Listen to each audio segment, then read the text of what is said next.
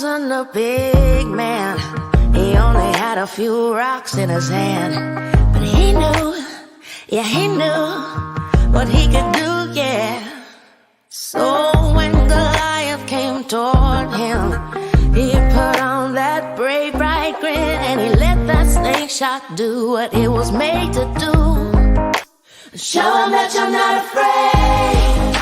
Show him that you're not afraid. When worries try to fight you, don't let them get in the way.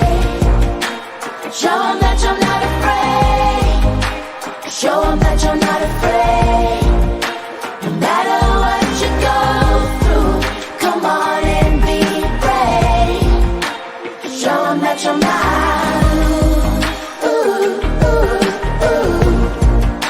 Show him, show him.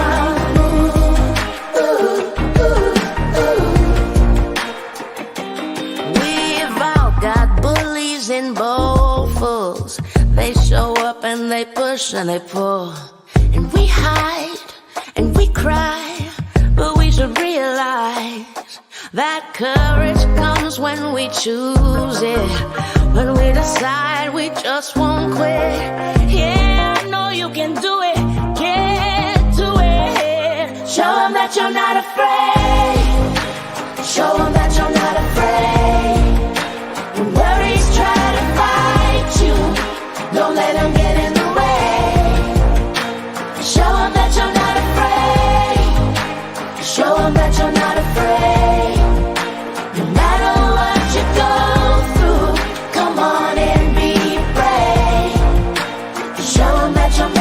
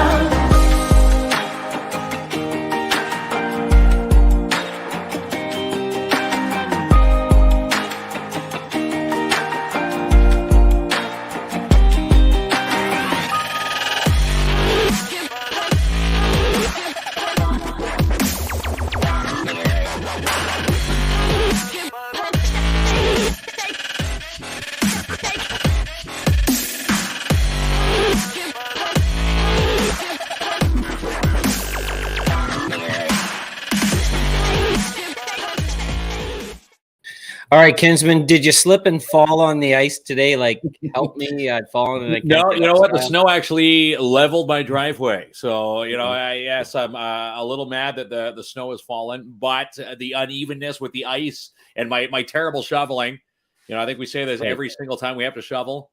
You know, after a few, you just throw in the towel. And, I figured the snow was leveled it off.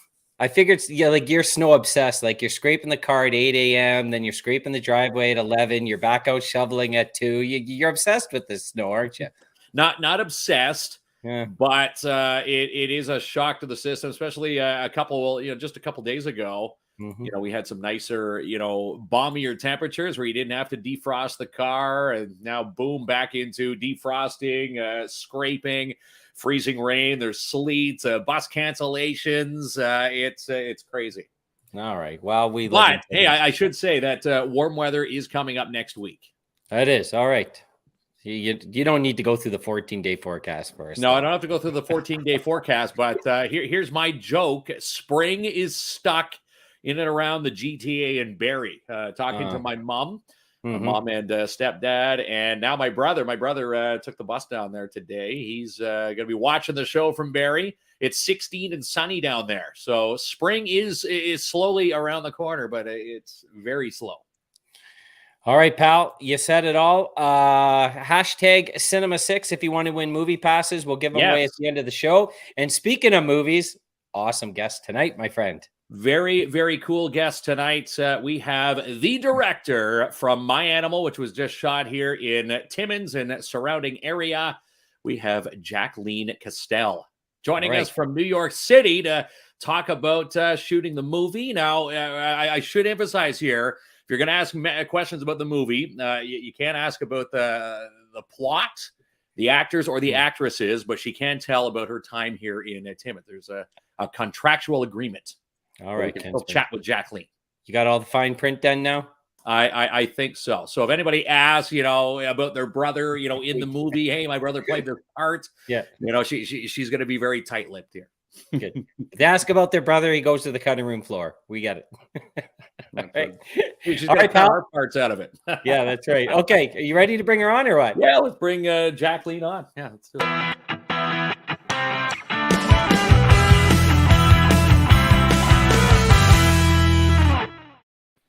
There she is. Hello. How's it going? Hi, Jaqueline. How are you? I'm good. Thank you so much for having me on your show. I really appreciate it. For coming on. Transitioning from Timmins back to New York City, it's not that much of a difference, right? It's pretty same old bustle there.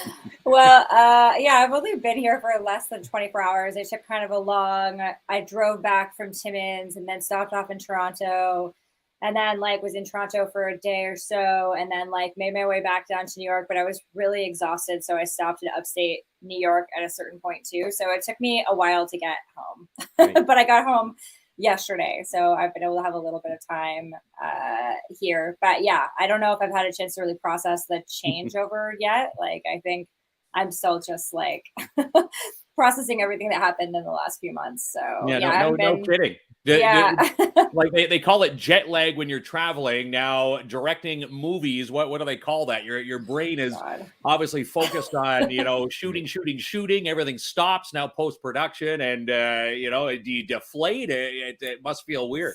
Yeah, I mean, I think that basically, you have so much pressure and so much adrenaline, and just you're just kind of going off of that. And then you stop, and I think it always takes my body a second to sort of catch up. I feel like any day now I'm going to get horrifically sick or get a bunch of migraines, or it will be the after effect of putting my body through not great circumstances for weeks. And then it will be okay, now that you've relaxed, it's time for payback. So I'm sort of anticipating, not feeling great or needing to just process everything, rest and relax. I have a couple weeks off before any of the post-production starts, which is desperately needed right now. So I'm curious what goes through a director's mind pre-shoot. So I get the actor gets in character, memorization of lines, but for a director, besides the logistics, your creative mind must be blowing up pre-shoot. What's going on those weeks leading up to the actual shoot? Yeah, I mean, I think that it's sort of, this is a project that I've been working on for about 3 years. So it's the first phase of it is, the really script heavy, finance heavy, that kind of stuff. Then once you kind of get into once you're kind of greenlit and the movie is actually going to go, then I think that you're really super concentrated on for me, the biggest thing when I knew that we were going to be shooting in Northern Ontario was I need to find my locations immediately, because that's a big part of the story for me for this particular project. The environment is a character itself. So I spent a lot of time on location scouting really extensively online through various cities and, through Google Scouts, and then having people on the ground that were scouting to really find the perfect locations, because they feel again, that character that you're also trying to build.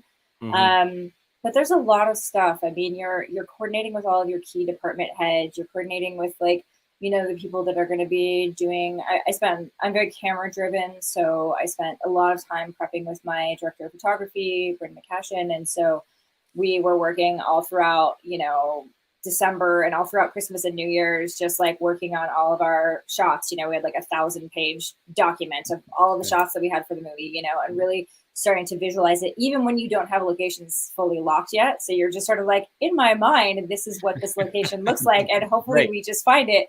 And that was what was really magical about Timmins, is that a lot of the things that were in my head and had been in my head for years showed up in Timmins, and I was like, oh, okay, this is where I'm supposed to go.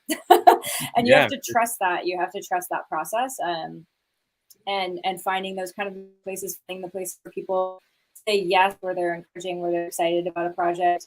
That's really important. You know, like, you know, I have my base in New York City, but it is not the easiest place to make movies here.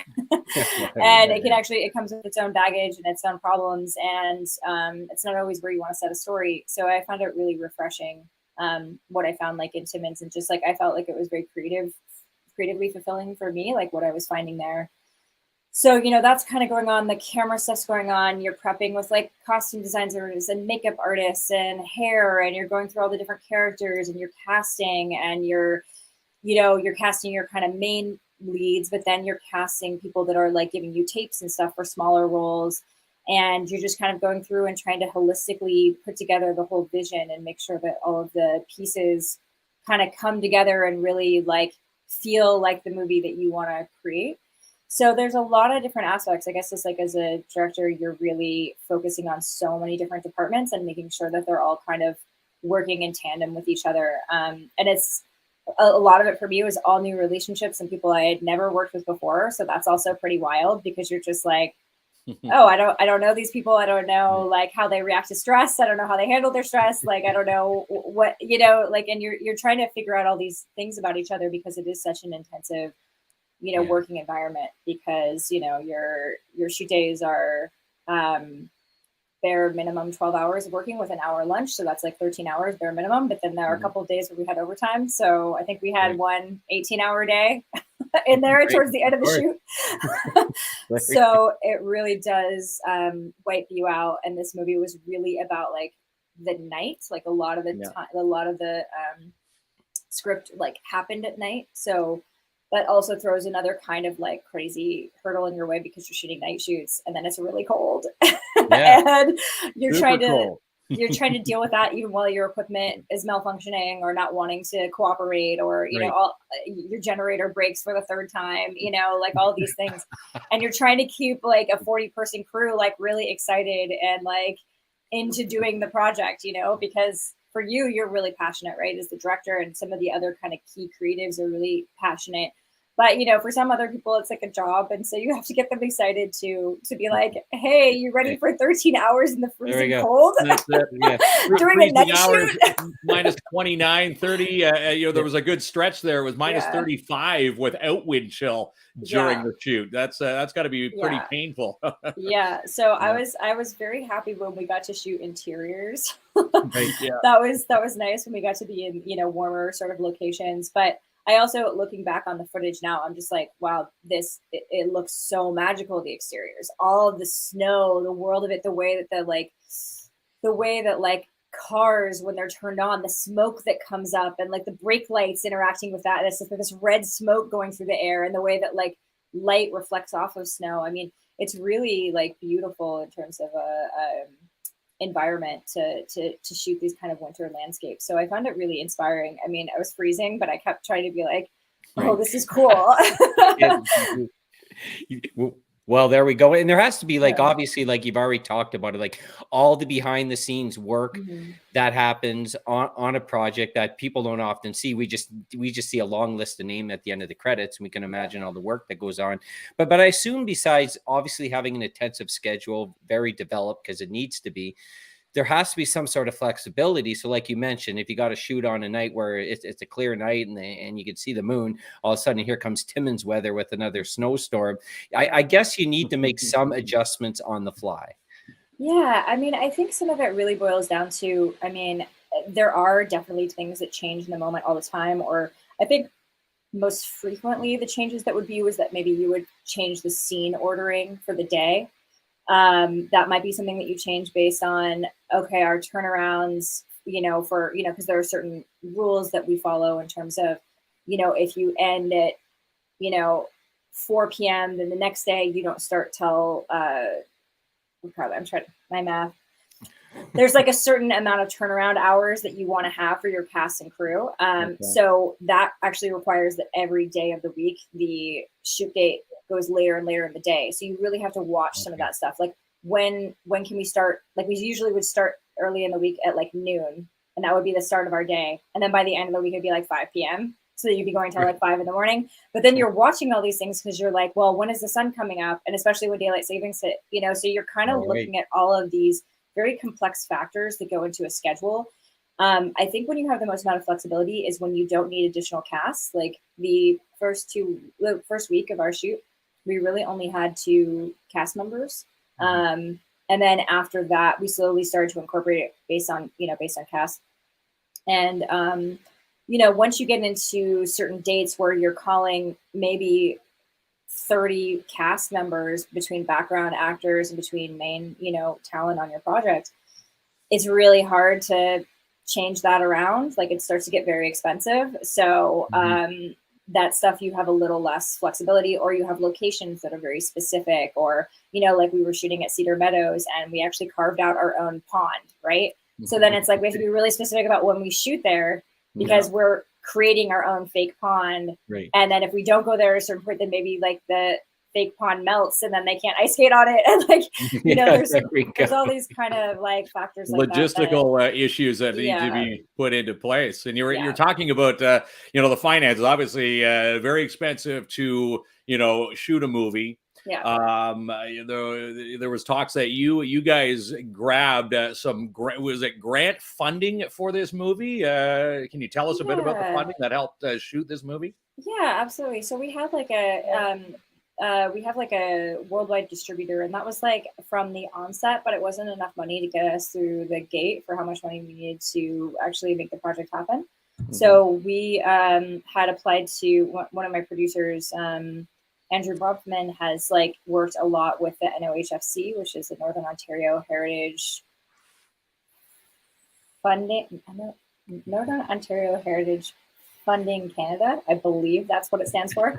And that's a economic development incentive to bring film to Northern Ontario. So that was something that we got early on, we applied for. And then that you do that, and then you bring the film to Northern Ontario. So before that, it was kind of, it was kind of open where we could have shot the film. But then when we applied for that, we got that money, then that was like kind of cinched the deal for us being able to finance the film. And that was when I kind of got to sit down with a bunch of different cities, Northbury, Parry Sound, Sudbury, Thunder Bay, all these different cities.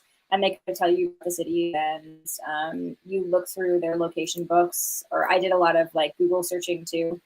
And then you just find the city for you that kind of works. And for me, it was Timmins. And it was very funny too, because I realized that I had been to Timmins before, which blew my mind. Like about 10 years ago, I shot a commercial hydro dam outside of Cochrane. And I totally just like, it was just a job that I did. A friend of mine was like, hey, you want to work this job? I was like, okay, great. And I went and I did it. And I couldn't exactly, I didn't remember exactly where that had filmed, because it was it wasn't quite Cochrane, but I flew into Timmins. Like, I don't know, it was a little bit of a blur. And then when I was doing all the location meetings, I actually looked it up in my inbox and I was like, oh my God, I've been to Timmins before. And I was like, that's so funny. I feel like Timmins is like drawing me back or something, like I have unfinished business there or something. So, so that was kind of wild, but we did shoot the first that we shot was actually in January outside of Calgary, because we shot with a wolf wrangler. So that's one thing I can reveal. It's a wolf film. But there you go.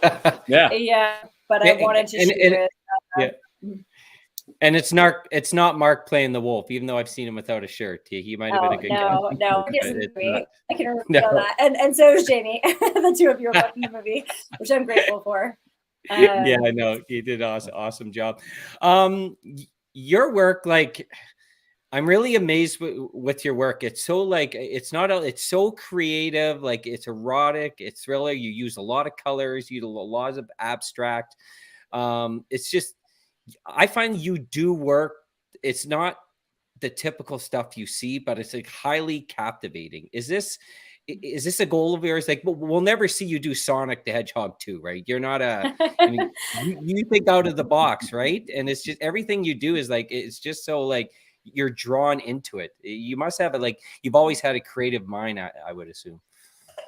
Well, yeah. Well, first of all, thank you. And yeah, I mean, I think that I'm trying to. I mean, there's a lot of different styles of filmmaking, and like a lot of different styles of filmmaking that I really appreciate. I've just kind of developed my own style of things that are appealing and interesting to me. I've been doing it for a long time, since I was a teenager.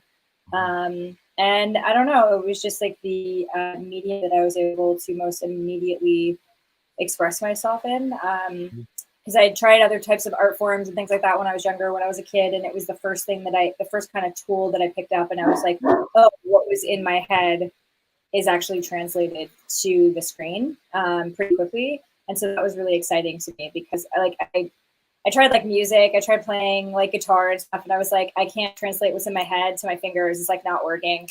But visually, I was able to come to that really quickly. And so I started developing it early. And I don't know how to describe my own style. Sometimes it's not something that you think about, you know, it's something that comes to you or just shows itself through what you're doing. But I always kind of, you know, build everything around like a core.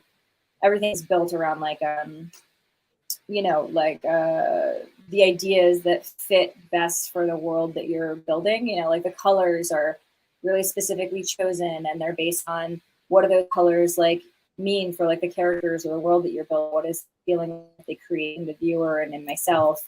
I don't know. I just kind of do things that I find interesting to me, and that I hope are interesting to other people as well. But yeah, I don't know. Like, it's for sure My Animal is going to be very stylized, pretty surreal kind of movie. And, you know, has a lot of different kind of components to it. It's sort of like, it's not like a hard genre film. Like, it's kind of interesting because I say it with a little bit of hesitancy that it's a werewolf film, because it's a lot more than just that. And it's not like just a genre picture, you know, where it's not like a creature based film. It's more being used as like a metaphor. So I think it's kind of a bit more in the art house direction of what a werewolf film might be. So I'll leave it at that. I won't like get into too much specifics, but it's exciting to me, because I think that, for example, with, you know, I don't know, films like vampire movies or something like that, you've seen it done in a lot of different ways, but I think that werewolf films have kind of like always been on the same track, and so I'm excited to do something different with the genre and kind of play with it and mix it up a little bit. Yeah, we cannot wait to see the final product, and I have to fanboy out for a bit, because, you know, we were talking about this before you came on the show. You know, you had this opportunity to work directly with John Carpenter.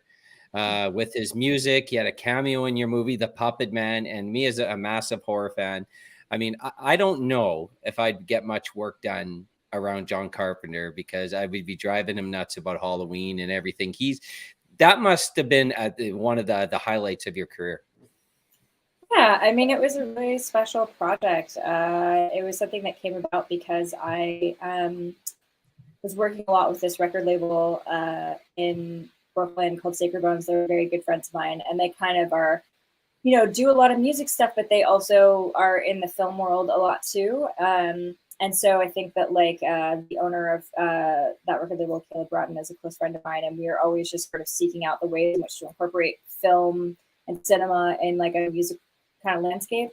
And so he was releasing a album by John Carpenter, and I was like, wouldn't it be so cool to make like a short film with that music, and like wouldn't that be a cool way to sort of like promote the record and also make just like some cool art? And so he was down, and then I wrote the script. It all had to happen very quickly. I wrote the script in I think it was like 2 or 3 days, and then I sent it off to John, and it was just like, would you want to do this? And he wrote back like a day later, and it was just one word, and it said yes. And then I think 2 days later, I flew to Los Angeles on Halloween and then scouted a place for him to shoot his cameo. And this is like before I even knew where I was shooting anything else in New York. Like I didn't even know how the movie was going to come together, but it was like, oh, he has this one window, you have to go right now. And so, I jumped on a plane and rented a picture car that was the same model of station wagon that was used in Halloween. Oh, no. And was driving that along the LA freeway, fearing for my life because it was like a very old car and like very difficult to drive. Yeah. And then shot with him for I think it was like a Sunday evening.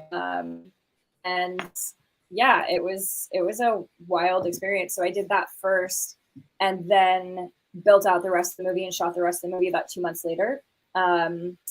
But yeah, it's pretty crazy. And then we thought that it was just going to be just released online or something, to help promote it. But then my producers really just sort of encouraged me to apply festivals. And then I applied it to Sundance, and then I got into Sundance, which was pretty wild and blew my mind. I was not expecting that at all. And so then it kind of took on its own life and premiered there. And then it went to a lot of different festivals and got other distribution. And so that was pretty exciting because I don't think my ambition for it was quite that big when I put it together, because it happened again like so fast that I didn't really have a chance to fully. I mean, sometimes that's just how it happens. And I think sometimes you have to just sort of strike when the iron is hot. And if somebody is like, yeah, I'll do it if you can do it tomorrow, sometimes you have to do it tomorrow. And like, you just have to jump in and kind of not think too hard about it, because if you do, it will be too terrifying. Right. And you just have to have confidence in yourself and just go after it, So I think that's a lot what filmmaking requires, is just you have to jump into the deep end even when you don't know how to swim, and gotta take and hope that what will come together, because it somehow always does.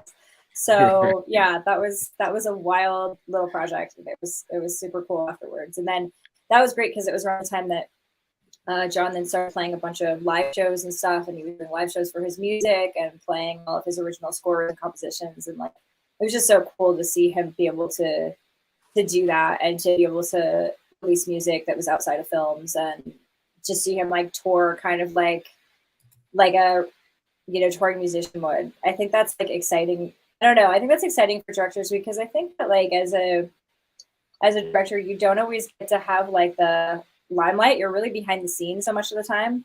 And I feel like there's something to that, like being on a stage and you have this immediate gratification, right? As opposed to like, maybe you'll get that for like a handful of screenings on a movie. But you're not like always there with live audiences, you just have to go let it live in the world, but you're not necessarily always there. So sometimes you can feel kind of detached with how people are interacting with your artwork, because they're doing it in their own homes, or they're doing it at a theater somewhere where you're not there. So it's a very interesting art form from that perspective. Well, it really is an art form. And like, as a director, like, this is your canvas. The final product should be that you're painting on the wall. When do you know you met your vision? Do you have a gut feeling after the shoot, or does it take to go back in front of the computer and start editing? Does it come then? I think it's a combination of things. I think sometimes in the moment when you're doing a take, it in that moment when you really landed something. Like, I can tell when I'm like, oh, that turned out really well. And then there's other times where you're like, okay, we were really rushed there. I think I have what I need, but I'm a little nervous about it. And then you get into the edit and you're like, oh, actually I have what I need, but you don't necessarily know it in the moment, because it's like, it can get really run and gun sometimes, especially because, I mean, this film was like definitely a really small budget, and like, in the grand scheme of things for filmmaking. And we definitely were squeezing a lot in a very short period of time. So I felt constantly rushed for the way I like to work.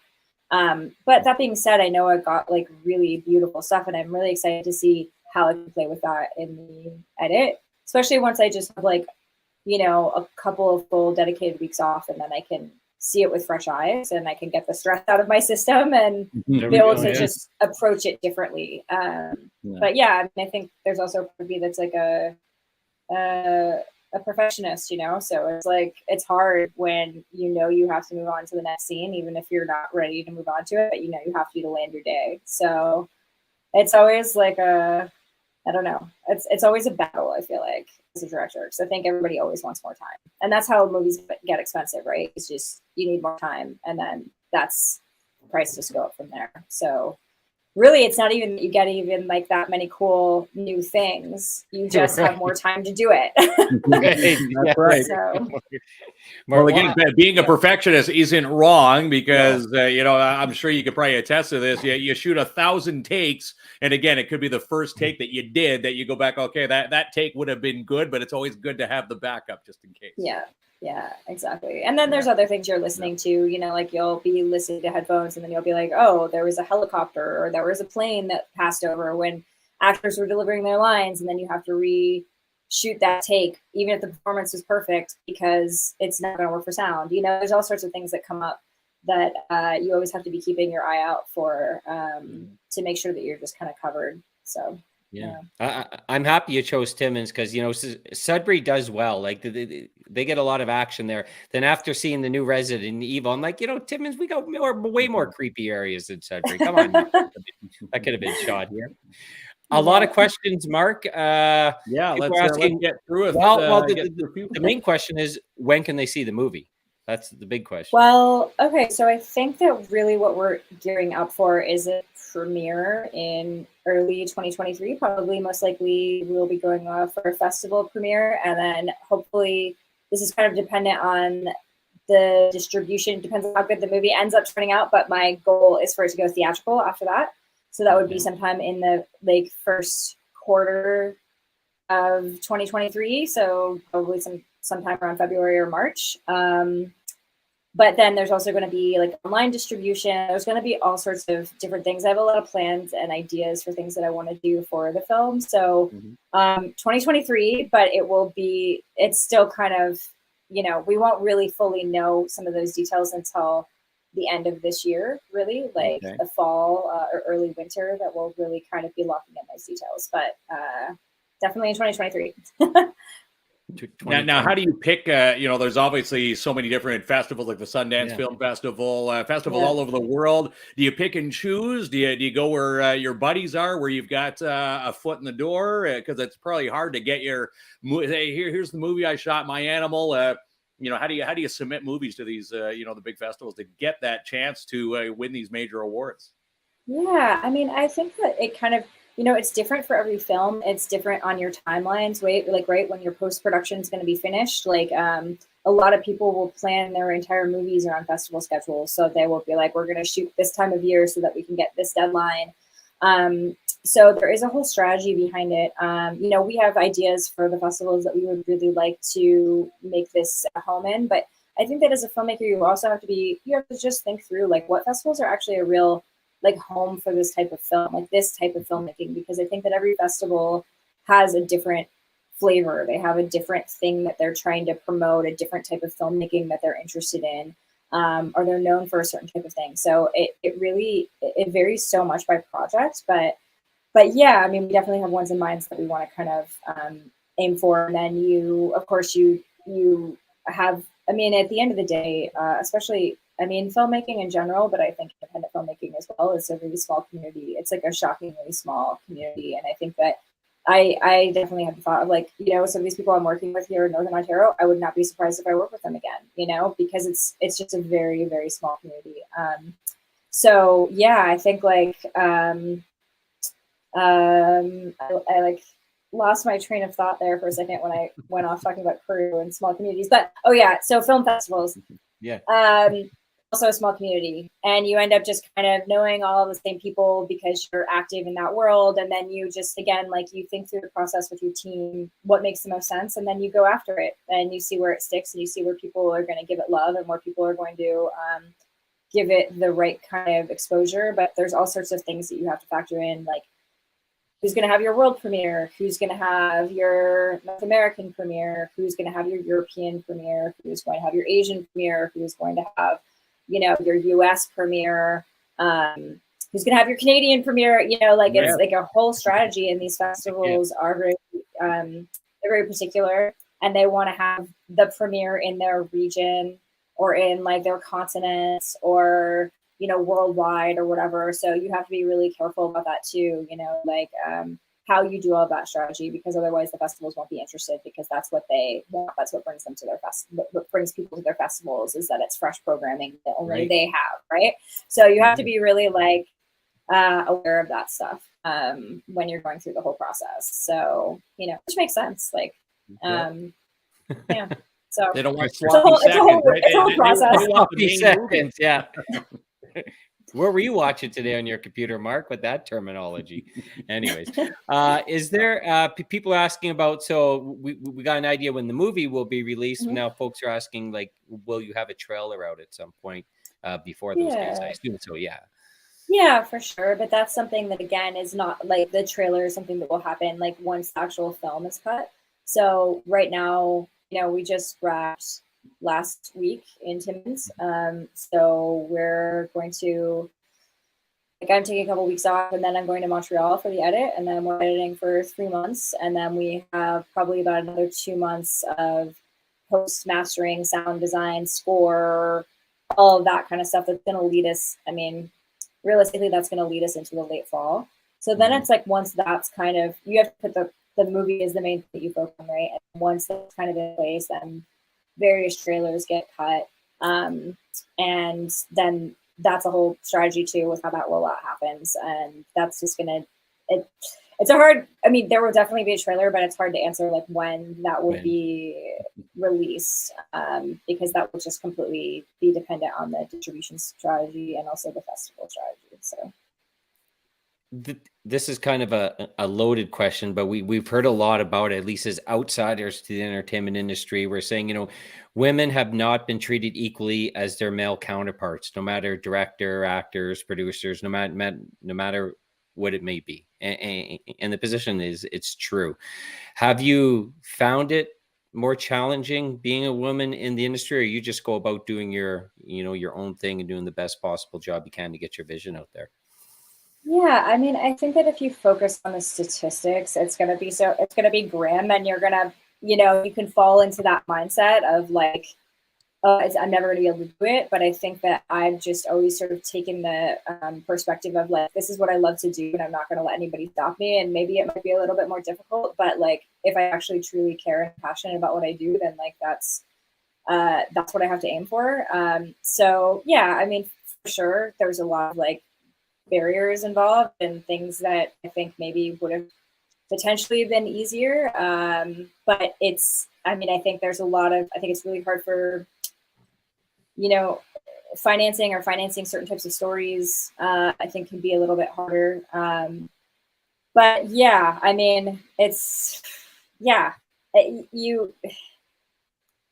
such a tough, yeah, there's a lot to unpack there in terms of the, you know, all that. I mean, when I was in film school, I was definitely one of the only, you know, female directors who kind of like stayed on to the high level classes, you know, and you definitely see it throughout the industry. And it's, I see it changing now, but like definitely when I started, there was not any conversations about it. It wasn't like now maybe you have conversations about like trying to support female filmmakers, but that really was not even like discussed. So you just kind of were like, well, I'm just going to have to deal with this. And if I want to be like, I have to be the change that I want to see, right? Like I have to be that, and I have to embody that. And I think that happens through action. I think that just is through direct action, because even be doing what I do without even having to say anything, people seeing that is a change, right? So I think that you just have to do you and stand up for the things that you believe in, your principles, and you have to be really tenacious. And you can't give up, you know, like, and there's a lot of times when you don't want to keep moving forward because it's brutal. But you know, but it's like, when I find it, like when it's very exciting to me is like when I'll be at film festivals or something like when I was with the short that we were talking about earlier, the short film, we were there at like Sundance, and it was like the midnight shorts section, which is like the kind of like midnight movies, you know, section, but for short films. And I was there, and I was the only woman in this like lineup of like the like 20 guys that came on stage. And afterwards, there are these women who approached me, who came up to me, and they're like, "You're the director we want to see on stage," and like that's so inspiring to us. And so just that one action again like has a ripple effect, and it's going to change eventually, just like everything changes, but nothing stays the same. But yeah, you just have to kind of keep pushing forward, and then you have those little moments that like that are really exciting, and you're like, okay, people see it, they care, and they're like rooting for me. Yeah, you have to have really thick skin, I guess, like really thick skin, while still maintaining all the sensitivity that being an artist requires. So it's like this weird push-pull where you're like, I have to be a sensitive, vulnerable artist, but I also can't care at all what anyone thinks of me, which is really tough. So find the balancing act. Yeah. Well, I have a friend in the States runs a very successful boxing promotion. He tells me you get 100 no's until you get a maybe, right? Not a yes, a maybe, right? Yeah. Right. Yeah. Super thick skin, right? Yeah. Well, yeah.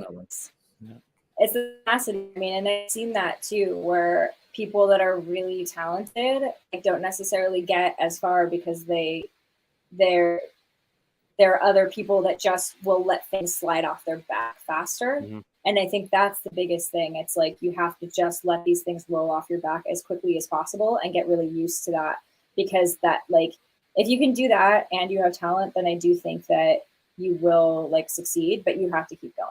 Like you can't let all the barriers kind of stop you. So I just try to not think about that aspect of it, because I think that gets kind of, at least when you're making the work, because I think that can get really overwhelming. And just try to find the people and the supporters who care about the work that you're doing, care about supporting you as an artist, and keep those people close to you, because you need the support. It takes like a village to, make a film. It's a whole community and you need that support. So I try to seek that out. We had Daniel Cudmore on the show last week, and he's been in some pretty big franchises, as you know, like Twilight, X-Men, and Hallmark movies, which I self-admit I like. Whatever, I like them. I'll move on. But he told us something interesting. He said, it's a little bit different for Canadian actors or Canadians in the business compared to their American counterparts, and he even went as far as saying some Canadians try to disguise that they're not Canadian. He goes, it's not talked about, but it's a feeling he gets.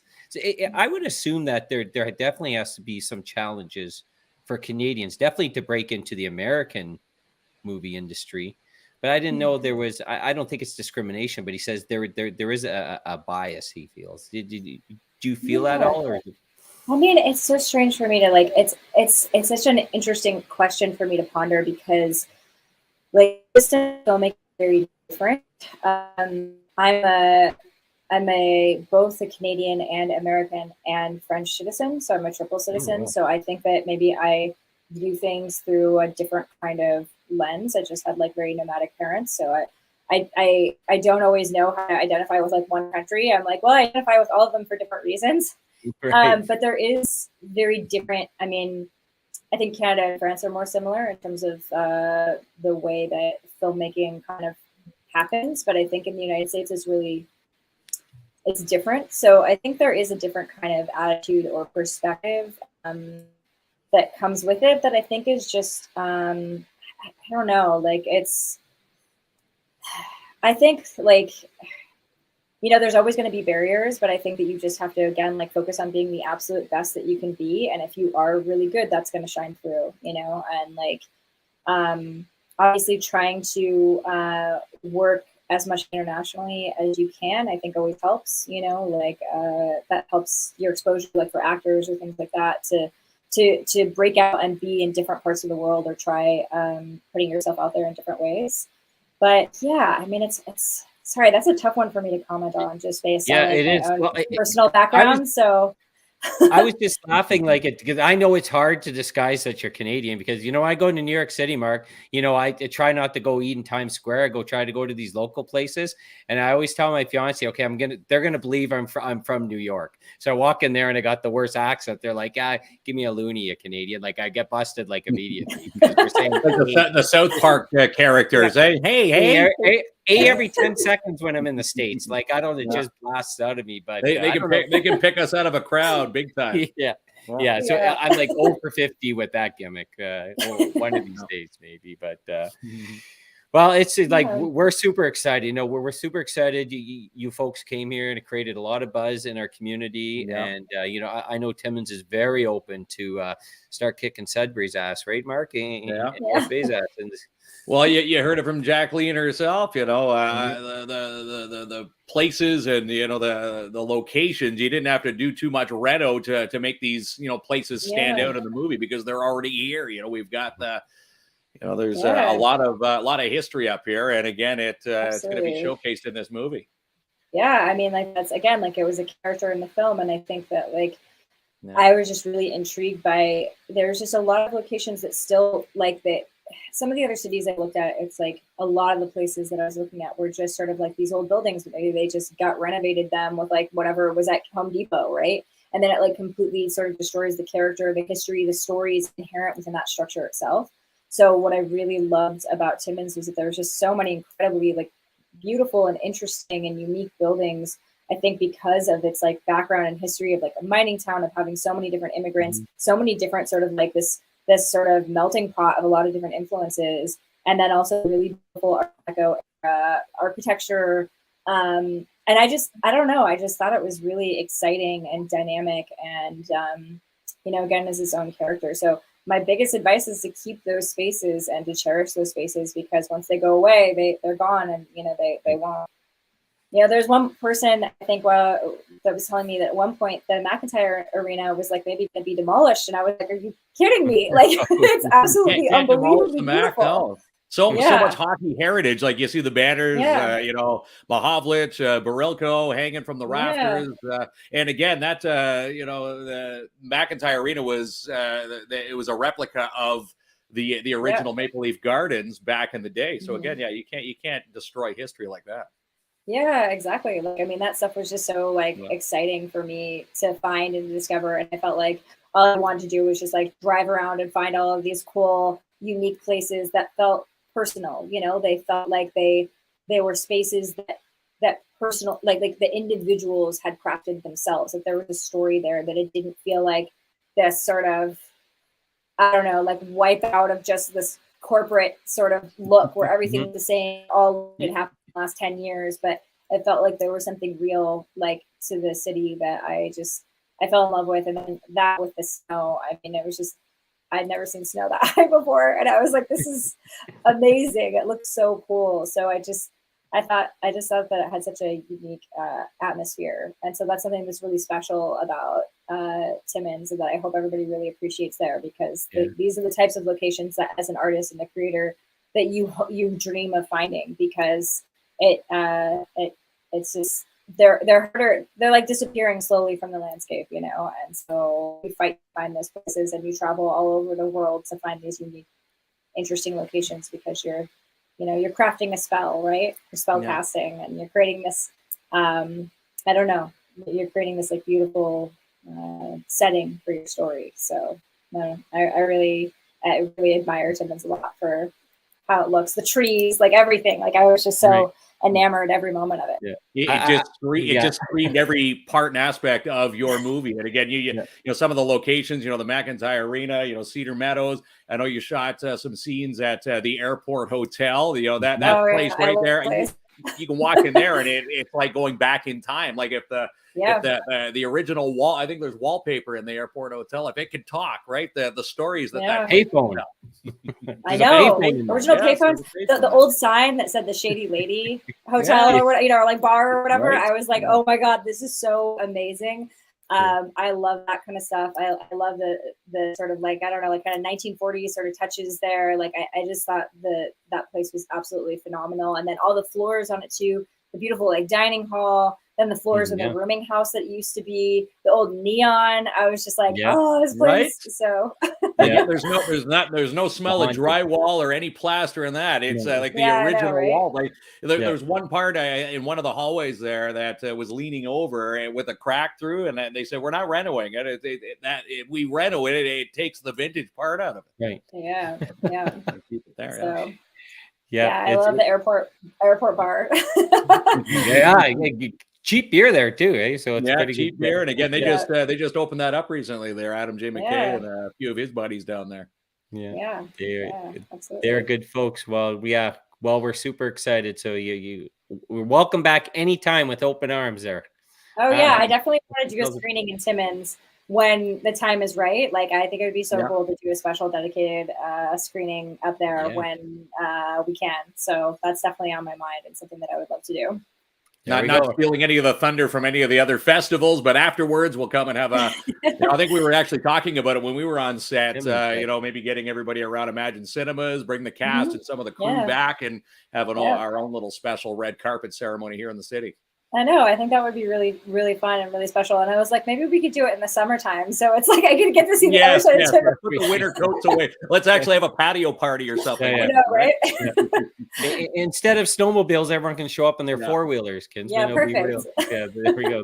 There's no limos here, not even no limos in Timmins. No, that's too high class for us here. Yeah, that's too much excitement for us.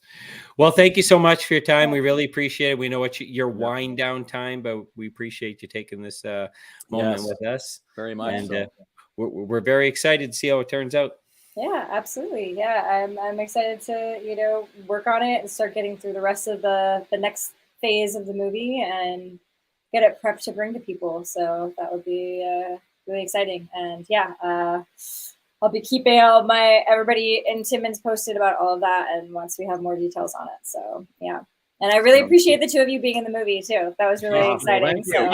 You haven't got us out yet. We're not that post-production. We're not yet. Yeah, she's had it the max. Right after the show. Now that I know these guys, first one cut tomorrow, guys. That's right. We're gonna. I said it's like watching a French dubbed film. Our voices, it'll look like us, but it'll be someone else's voices. Right. Oh my God, that would be hilarious. That'd be pretty good, actually. Yeah. As long as it's John Carpenter's voice over mine. Okay, there we go. Yeah, I'll just call him up. Jason Momoa. It's just someone very sexy, like a Ryan Reynolds or something. I'll take that, Kinsman. Yeah. All right. Have yourself an awesome night. Enjoy New York City. We know it's beautiful there, and I'm sure it's great to be back home. Yeah. All right. Thanks so much, guys. Have a good rest of your night. Jaqueline. Enjoy your post-production. Yeah, thank you. Okay, bye-bye. Bye.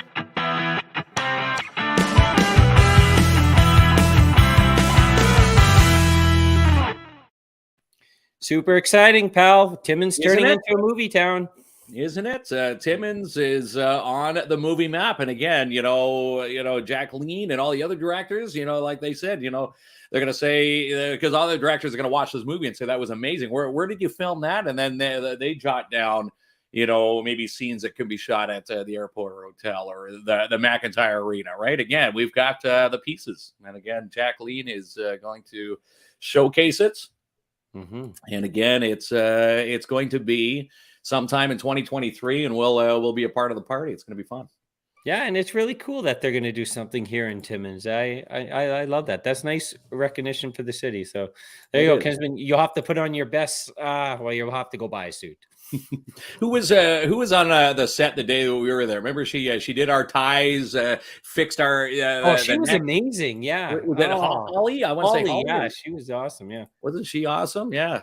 We all need a Holly to fix our guy. I was walking out on the set, and she's like, "Wait, hey, hang on, Mister. Got to fix your collar." You're like, and she fixed the collar, tucked my. It reminded me of my mom. My mom getting me ready to go to school. You were like, "Oh man, my YouTube video on how to tie a tie froze. Right? I'm done for. They're gonna cut me."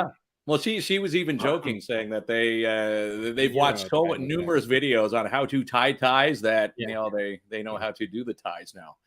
She said she was saying at one time they didn't know how to tie a tie until they went and did all the do-it-yourself videos. So there you go. Do it yourself, my dude. So yeah, that is going to be tremendous, and we're really looking forward to them coming to town. Yeah. You were in, you did a couple things, so maybe that Kinsman sexy voice may be all over it. Well, I don't know. It's kind of neat knowing, like what she was saying, where they put it out in different film festivals all around the world. It'd be crazy to see, every, even people who did the extras, even yourself, right? And then was Louise. Tonight? Yes, he's fitting tonight. Yes. He was definitely. No, I just wasn't wearing a toque tonight. Kinsman, you even had a shower and everything this time. Yeah, perfect. Okay, pal. Let's thank the sponsors and let's give away some movie passes. Yeah, movie passes. Speaking of movies, we're going to send someone to the movies, Imagine Cinemas, and let's thank the ones that make our show flow here.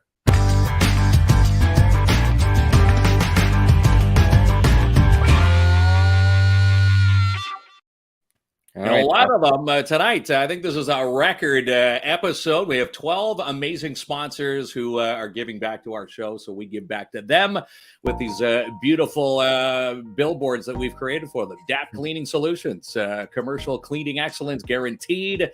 And Drew N is the one who does the cleaning services in the city in the north. Carpet cleaning, janitorial service, stripping, waxing floors, windows, any job that you need sanitized, give Drew N a call. In fact, spring cleaning slowly coming to an end here. She's only got a few spots left. So if you need something spring cleaned, free quotes, 705-465-3500. She's got great rates here in the north.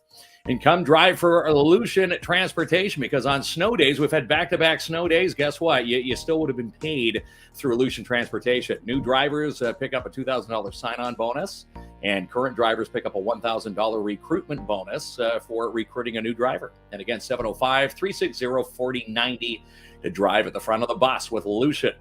And this is crucial. Season ticket renewal. If you put this off on the back burner saying, I'm going to wait, well, guess what? Today's the deadline. If you get your season tickets by the end of today through timmonsrock.com, you also get the upcoming playoff tickets for this year included with your package. So if you miss today, you can still get your season tickets, which is great, but you'll have to buy your playoff tickets. And vendors. So many vendors in there. There's hundreds of them in there. You got Climate Fun, Jump City, just to name a few. A ton. Even we're going to be a part of that, which is, the Northern Ontario Expo and Timmins Con. Day number 9. So many awesome vendors. That's right. April 9th and 10th. That's coming up. Hard to believe that's next weekend, right? Yeah, dude. Where's the time flown? So day number 9, so we're putting out the top, well, there's more than 10, but we're listing 10 awesome reasons to go to Timmins Con, and this was number 9, and vendors are sold out, dude. It's going to be an awesome time. So, all right. This is a good one. Yes, Bella's Boutique, Holly and Paul over at 72 Pine Street South. If you haven't been, you need to go. And again, another reason why you shop local, because, Holly and Paul, they're, a local business. You're supporting their local dream here, which is Bella's Boutique. They've moved over to the new space. If you haven't been to 72 Pine Street South, they've also got Dress Your Child for Spring contest, which we launched. Every time you go in there at your cash, ringing through your purchases, ask Holly for the book. There's a booklet with that exact banner on at the front cash. Sign your name and phone number between now and April the 12th, and you have a chance to win a $100 Bella's gift certificate. In the downtown Timmins BIA, guess what? They are looking right now for a college or a university student, someone with at least college or university background. Are you excited to, work with the downtown Timmins BIA? Well, they're hiring. So they're looking for some resumes now, and you can send them to downtowntimmins.com. And now playing at the cinemas, lots of good movies at Imagine Cinema 6. You've got X, Spider-Man, what is it? The Wolf and the Lion, Uncharted, The Batman, and The Lost City. A lot of people flooding to see good old The Lost City. Say that was actually getting great reviews online. ImagineCinemas.com. We're going to give you a chance to win some tickets. And maybe in a few years from now, we'll be adding My Animal to the list for a screening of that one when it hits the big screen. And Plant-Based Marché, this is the place to go if you are looking for, if you're a vegan, plant-based diet, you're on the keto diets. Well, this is the place where you need to go. A vegan grocery lifestyle store located at 175 3rd Avenue in Timmins. And again, look at that, the thumbnail picture. It doesn't do it justice. You need to go and order that. That's a great nacho and vegetable platter and a great hummus dip. 705-221-1755. And the excitement that she was posting yesterday, making new brie cheese. They make all their plant-based cheeses in Timmins. They've launched that. They've now come out with brie cheese, and there's an auction on their Facebook page. So go check that out. And again, this is Albert Sports and Workwear. Chantel is hopping on with us to the end of April, and we'll tell you what she's got up their sleeve tomorrow at 1:00. Watch for a Facebook video with us, and we'll tell you what you have a chance to win at Albert's when you go in. Pick up your kids' PJs with the matching books. So let's just say tomorrow you pick up this set or anything in their store at Albert's. Go to the front cash. There's going to be something there. And again, we'll have all the details tomorrow. And again, that's 6 months for the sizing on that one. And V&M Renovations, Justin and Matt, they've got all the reno places and, projects ready to go. If you are looking for an experienced general contractor, property manager, restoration company in Northern Ontario, Justin and Matt are posting all their projects that they've done. In fact, there's a nice one on flooring that was done to one of their customers on Valentine's Day. They've also done the subfloor at the post office. If you're looking for, decking, you need a wall knocked down. Again, free estimates, 705-372-3832 is their number to call. And again, this is your last day to order. Today is the last day to order your Trésor kombucha. Of course, you can order it any day of the week, but the special for this month was an extra $5 per case from Jessica West was going to fight the battle for epilepsy. And again, if you want to borrow or order a case, make sure you do that between now and midnight through the Trésor kombucha website. In Rosewood Avenue, they are coming for a party. They've added a date to their current tour sked, and it's May the 6th. We're going to be down there. That'll be our night at Full Beard Brewing. And again, you get to watch Rosewood Ave in person. Tickets are $15. And how about this? Clomp, the Kins and Clomp Live, 705 buckets. Right. That's going to be a nice centerpiece at most tables. And if for some reason you want to sit with us, we reserved a block of 20 seats. 20 seats. I think there's less than 20 because I have a few messages today saying that they bought tickets. And you don't have to be so specific with everything. We have 20 tickets. You just, when you buy your ticket, say you want to sit at our table, and Mark will try and be interesting that night. Do you promise? I promise. Okay, pal. Let's give away the movie ticket.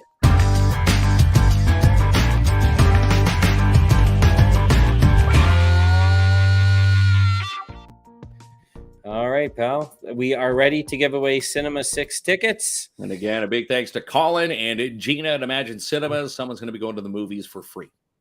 All right. Are you ready, pal? I'm rolling it right now. Cinema 6. Ready to go. Cinema 6. Who's going to the movies?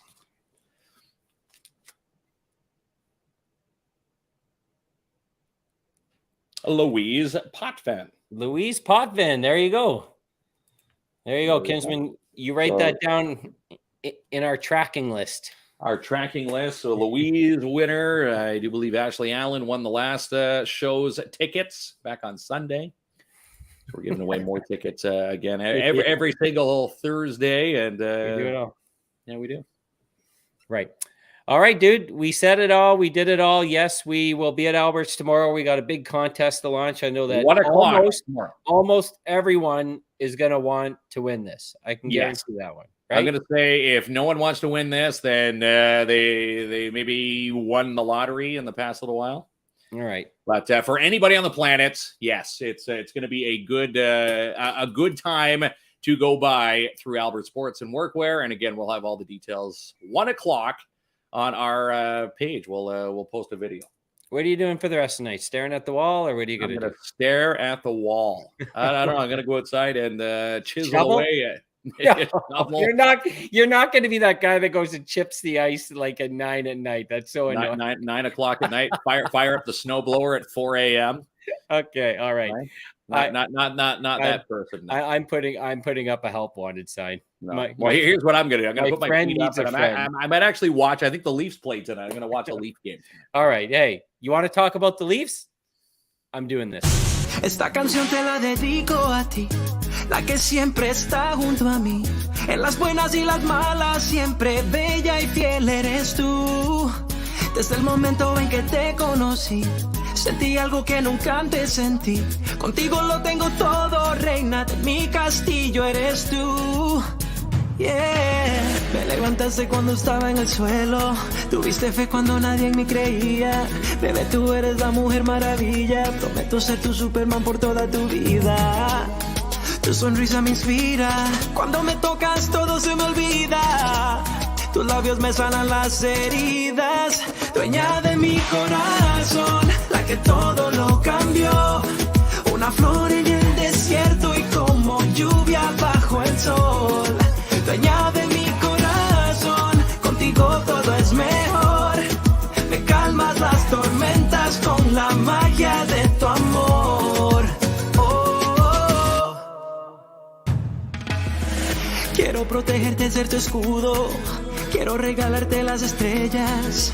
Quiero hacerte feliz, te lo juro. Quiero amanecer junto a ti hasta que yo me muera. Contigo todo es más divertido. Se van las horas sin darme cuenta.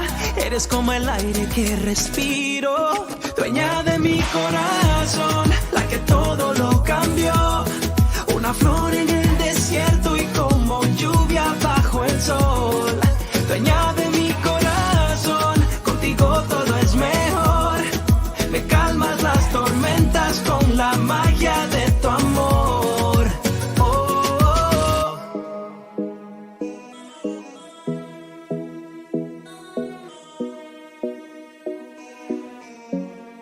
Esta canción te la dedico a ti, la que siempre está junto a mí. En las buenas y las malas, siempre bella y fiel eres tú. Desde el momento en que te conocí, sentí algo que nunca antes sentí. Contigo lo tengo todo, reina de mi castillo eres tú. Dueña de mi corazón, la que todo lo cambió. Una flor en el desierto y como lluvia bajo el sol. Dueña de mi corazón, contigo todo es mejor. Me calmas las tormentas con la magia de tu amor.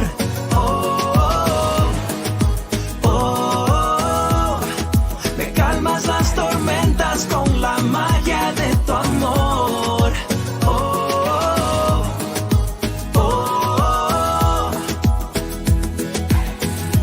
Dueña de mi corazón. Esta canción te la dedico a ti, la que siempre está junto a mí. Dueña de mi corazón.